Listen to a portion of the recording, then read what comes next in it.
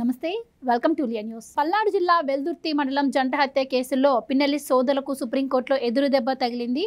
Supreme court వాళ్ళు ముందస్తుగా apply చేసుకున్నటువంటి బెయిల్ పిటిషన్ను కొట్టివేసింది. వాళ్ళు 2 వారాల్లోగా పోలీసులు ఎదుట లొంగిపోవాలని చెప్పి ఉత్తర్వులు కూడా జారీ చేసింది. మరి ఈ నేపథ్యంలో పిన్నెల్లి సోదరులకి ఇక జైలు తప్పదా అన్న చర్చ నడుస్తోంది. అసలు ఏం జరిగింది అన్న విషయాన్ని తెలుసుకుందాం. మనతో పాటు ఉన్నారు సీనియర్ జర్నలిస్ట్ సత్యమూర్తి గారు. నమస్కారం సార్. నమస్కారం అండి. సార్, పిన్నెల్లి సోదరులకి ఎట్టకేలకు సుప్రీంకోర్టు బెయిల్ రద్దు చేసినట్టు తెలుస్తుంది. ఏంటి, వాళ్ళు ఇంకా అరెస్ట్ అయ్యే ఛాన్స్ ఉందా? ఇంకా తప్పించుకునే మార్గాలు ఏమైనా ఉన్నాయంటారా వాళ్ళకి? అసలు ఈ కేసులో ఏం జరిగిందంటారు? ఇక్కడ మెయిన్ ప్రాబ్లం ఏంటంటే స్థానికంగా ఉన్న పోలీసులు ఇంకా వాళ్ళకి సహకరిస్తున్నారు. లేకపోతే జంట హత్యల కేసులో ఈ పాటికే వాళ్ళని అరెస్ట్ చేసి ఈ పాటికే అసలు అంటే ఛార్జ్షీట్లు అన్నీ ఫైల్ చేయాల్సిన కేసు ఇది.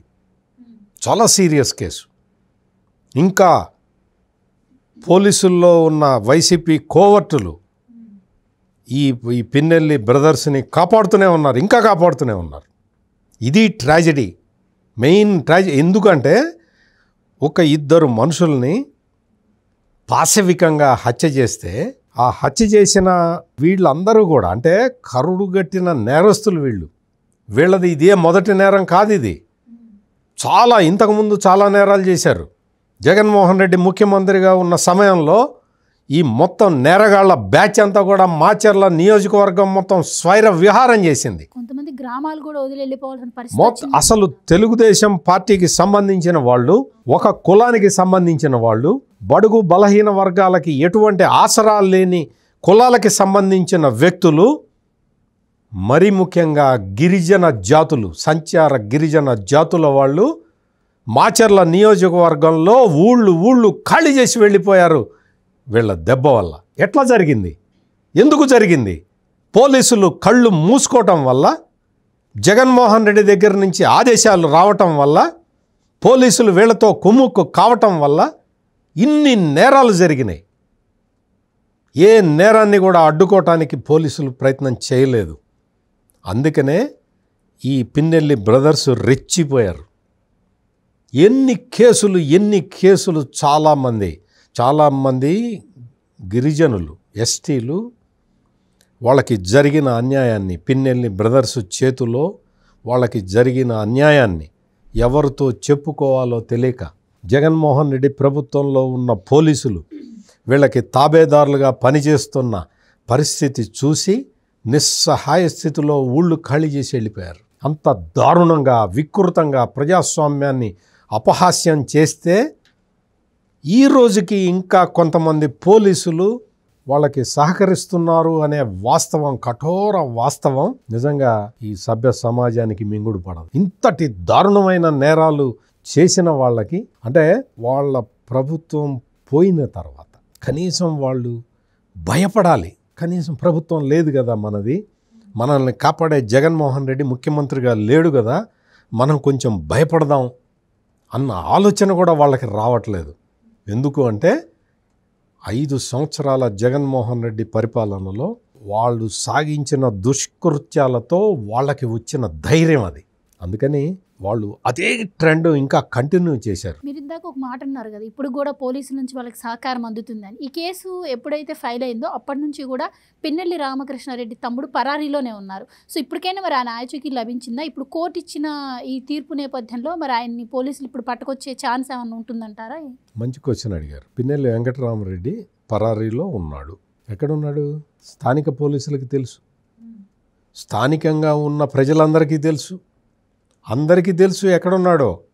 పిన్నెల్లి రామకృష్ణారెడ్డి ఎక్కడున్నాడు, పిన్నెల్లి వెంకటరామరెడ్డి ఎక్కడున్నాడో తెలియకుండానే ఉందా? అందరికీ తెలుసు. ఇప్పుడు పట్టుకొస్తారు అంటే మీకు న్యాయ వ్యవస్థ దాకా వెళ్ళి న్యాయస్థానాలని కూడా మనం మేనేజ్ చేసేద్దాం అన్న దురహంకారంతో వీళ్ళందరూ ప్రవర్తిస్తూ ఉన్నారు. కానీ అల్టిమేట్గా రాష్ట్ర పోలీసుల్ని, ఉన్నత స్థాయిలో ఉన్న పోలీసుల్ని మనం అభినందించాలి. ఎందుకంటే పట్టు వీడకుండా పిన్నెల్లి రామకృష్ణారెడ్డికి ముందస్తు బెయిల్ వచ్చిన తర్వాత మొత్తం ఈ జ్యుడిషియరీ వ్యవస్థ అంతా కూడా వాళ్ళందరికీ నిజాలు చెప్పడం, ఇట్లా ఉన్నదయ్యా, ఇట్లా ఉన్నది అని చెప్పి వివరించి చెప్పడం, ఇవన్నీ చేసిన తర్వాత ఈ రోజున భారతదేశ అత్యున్నత న్యాయస్థానం ఇంకా వెసులుబాటు లేకుండా చేసింది ఈ బ్రదర్స్కి ఇద్దరికి కూడా. సార్, గతంలోనే మీరు ఒకసారి చెప్పారు, పిన్నెల్లి రామకృష్ణారెడ్డి గారి మీద ఇటు ఈవీఎం భద్రైన కేసు కావచ్చు, ఈ జంట హత్యల కేసు కావచ్చు, ఆయన ఆరోపణలు ఎదుర్కొన్నప్పుడు ఇంటి నుంచి అంటే పోలీసుల పహారా మధ్యలోనే ఆయన ఇంట్లో నుంచి తప్పించుకోవటం మీరు అన్నారు. కొంతమంది మీడియా సంస్థల హెల్ప్ ద్వారా ఆయన మీడియా వ్యాన్లోనే వెళ్ళారని, హైడ్రామా మధ్య డైరెక్ట్గా ఆయన కోర్టుకి హాజరయ్యారని, అప్పుడే ఆయనకు బెయిల్ వచ్చింది. ఇదంతా కూడా ఒక సందర్భంలో మీరే మాతో చెప్పడం జరిగింది. మరి ఈసారి కూడా అలాంటి హైడ్రామా ఏమైనా చేయగలిగే ఛాన్స్ ఉంటుందా? ఇంకా ఈసారి అసలు అలాంటి ఛాన్స్ కూడా ఉండదు, ఇంకా అరెస్టే అంటారు? ఇంకా లేదు, ఇంకా అవకాశం లేదు. ఎందుకంటే సుప్రీంకోర్టు ఇంకా అరెస్ట్ చేయండి 2 వారాల తర్వాత అని చెప్పిన తర్వాత ఇంకా డ్రామాలు ఆడే అవకాశం ఉండదు.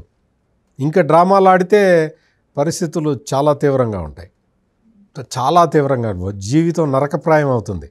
ఇంతకాలం వాళ్ళు ప్రజలకి ఏం చూపించారో, మాచర్ల ప్రజలకి నరకం చూపించారు కదా, ఆ నరకం వాళ్ళ కళ్ళ ముందర సాక్షాత్కరించే రోజు దగ్గర పడ్డది. ఆ రోజు నేను చెప్పాను, నేను క్లియర్ కట్గా చెప్పా. ఒక ఛానల్ వాళ్ళ ఓబీ వ్యాన్ తీసుకొని మొత్తం ఆ రోజు మాచర్ల నుంచి తప్పించారు. ఓబీ వ్యాన్లో తప్పించి హైదరాబాద్ తీసుకొచ్చి దాచిపెట్టారు. హైదరాబాద్ తీసుకొచ్చి దాచిపెట్టి అక్కడి నుంచి కొంతమంది పోలీసులు వేటాడుతూ వస్తే వాళ్ళని పటాన్చెరు, హైదరాబాదు శివార్లలో ఉన్న పటాన్చెరు దగ్గర కంది అనే విలేజ్ దగ్గర వాళ్ళని ఐడెంటిఫై చేశారు. వాళ్ళని ఐడెంటిఫై చేసి వాళ్ళని పట్టుకున్నారు కూడా. కానీ పైనుంచి ఒక పోలీసు అధికారి, అంటే జగన్మోహన్ రెడ్డి టైంలో కీలకమైన బాధ్యతలు నిర్వర్తించిన ఒక పోలీసు అధికారి, అరెస్ట్ ఇప్పుడే చెయ్యొద్దు, రేపొద్దున దాకా ఆగండి, దిస్ ఈజ్ మై రిక్వెస్ట్ అని చెప్పి పోలీసుల మీద ఒత్తిడి తీసుకొచ్చి అరెస్ట్ చూపించాల. ఒకరోజు సాయంత్రం అతను పట్టుబడితే మరుసటి రోజు 11 వరకు టైం ఇవ్వండి అని చెబితే ఈ లోపల వీళ్ళు బెయిల్ పిటిషన్ మూవ్ చేశారు. అంటే పోలీసు డిపార్ట్మెంటులో వీళ్ళకి ఎంత బలమైన రూట్స్ ఉన్నాయి అనేది ఈ సంఘటనతో కూడా మనం అర్థం చేసుకోవచ్చు. మీరు చెప్పిందేమో ఈవీఎం బద్దలు కొట్టడం అనేది election commission case. Election commission కేసులో కూడా ఒక పోలీసు ఉన్నతాధికారి అప్పటికే సస్పెండ్ అయి ఉన్నాడు, ఇప్పటికీ సస్పెన్షన్లోనే ఉన్నాడు. కానీ అతను పోలీసు డిపార్ట్మెంట్లో తనకున్న పలుకుబడిని ఉపయోగించి అరెస్ట్ నాపాడు, ముందస్తు బెయిల్ వచ్చే ఆ పరిస్థితి తీసుకొచ్చాడు. ఇప్పుడు ఈ జంట హత్యల కేసులో స్థానికంగా ఉన్న పోలీసులు, లోకల్గా ఉన్న పోలీసులు ఈ పిన్నెల్లి బ్రదర్స్ని కాపాడుతూ ఉన్నారు. ఇది దురదృష్టకరం.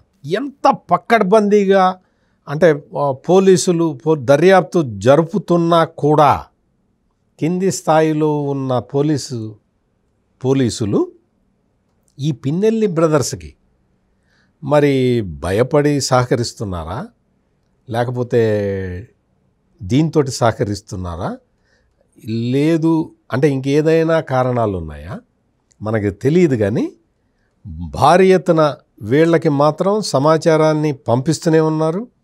వాళ్ళు పోలీసు డిపార్ట్మెంట్లో ఏం జరుగుతున్నదో చెబుతూనే ఉన్నారు. అందుకని నా రిక్వెస్ట్ ఏంటంటే ఈ కూటమి ప్రభుత్వానికి, పోలీసు ఉన్నతాధికారులకి, ఆ ఒక్క ఉన్నతాధికారే సపోర్ట్ చేసింది, మిగిలిన పోలీసు ఉన్నతాధికారులందరూ నీతి న్యాయం ధర్మం ప్రకారమే పోతూ ఉన్నారు. My request to state government is మొత్తం ఇక్కడున్న బ్లాక్ షీప్ని పోలీసుల్లో కింది స్థాయిలో పల్నాడు జిల్లాలో తెస్ట వేసుకొని ఉన్న ఈ కోవర్టుల్ని, వైసీపీకి డైరెక్ట్గా సహాయం చేస్తున్న వీళ్ళందరినీ కూడా ఐడెంటిఫై చేసి వాళ్ళని ఉద్యోగాల నుంచి డిస్మిస్ చేయాలి. వైఎస్ వివేకానందరెడ్డి మర్డర్ కేసులో ఎవరైతే నిందితులు ఉన్నారో, సాక్ష్యాలు ఆధారాలు చెరిపేస్తుంటే సహకరించాడో ఒక సిఐ, ఆ తరహాలో నేరస్తుల్ని కాపాడుతున్న పల్నాడు జిల్లాలో ఉన్న బ్లాక్ షీప్ని బయటికి తీసుకొచ్చి వాళ్ళని కూడా డిస్మిస్ చేయాలి. లేకపోతే న్యాయం జరగదు. ఆ ప్రాంతంలో ఉన్న ప్రజలు ఎంత ఆవేదనతోటి ఉన్నారో గత 5 సంవత్సరాల పాటు, ఒక సంవత్సరంన్నర నుంచి ఊపిరి పీల్చుకుంటూ ఉన్నారు. వాళ్ళ వ్యాపారాలు వాళ్ళు చేసుకుంటూ ఉన్నారు. ఆచర్ల సెంటర్లో ఒక కిళ్ళి బడ్డీ పెట్టాలంటే పిన్నెల్లి వెంకటరామారెడ్డి పర్మిషన్ ఇస్తే తప్ప పెట్టలేరు. అటువంటి దారుణమైన నిరంకుశమైన విధానాలు అమలు చేసిన వీళ్ళకి ఇప్పుడు సుప్రీంకోర్టు చెక్ పెట్టింది. దయచేసి ఉన్నత స్థాయి పోలీసు అధికారులు దీన్ని చాలా సీరియస్గా తీసుకోవాలి. ఎందుకు రాష్ట్ర ప్రభుత్వము, రాష్ట్ర పోలీసు అధికారులు ఇంత కష్టపడి ఒక ఇద్దరు మర్డర్ కేసులో ఉన్న నిందితుల్ని అరెస్ట్ చేయటానికి సుప్రీంకోర్టు దాకా వెళ్ళి పోరాటం చేయాల్సిన పరిస్థితులు ఎందుకు దాపురించినాయి? ఖచ్చితంగా ఈ అంశం మీద స్టేట్ జాగ్రత్తగా గమనించాలి. అక్కడ ఈ కోవర్టులు ఎవడైతే రాజకీయ ముసుగులో అంటే పోలీసు ఉద్యోగంలో ఉండి రాజకీయపరమైన సహాయాలు వేరే పార్టీలకి చేస్తూ, వేరే పార్టీకి చేయటం కూడా నేను వేరే విధంగా మాట్లాడటంలా, నేరస్తులకి చేస్తూ ఇటువంటి నాటకాలు ఆడుతున్న పోలీస్ ఆఫీసర్లని వెంటనే పట్టుకొని తగిన సాక్ష్యాలు ఆధారాలతో వాళ్ళ ఉద్యోగాల నుంచి డిస్మిస్ చేయాలని నేను I'm requesting the government. Thank you so much. నమస్కారం. Please subscribe to Leo News for more videos.